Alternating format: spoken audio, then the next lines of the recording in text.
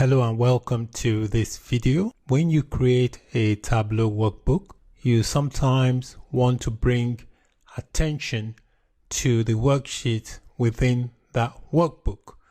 There are many ways you can draw attention to a worksheet, and one of those ways is by changing the color of the tab for that worksheet so that it makes it stand out and draw attention. This sample workbook contains 3 worksheets. So we've got sheet 1 at the bottom, we've got bar chart, and then we've got bar chart 2.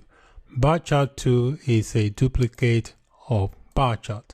So let's say I want to bring some attention to bar chart 2 by coloring or changing the color of the tab.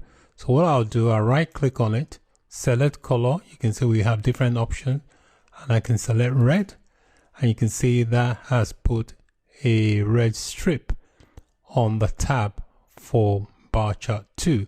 There are multiple ways to draw attention to a worksheet within a workbook, but this is just a simple method that you can use to draw attention to a particular worksheet. Thanks for watching. Bye for now.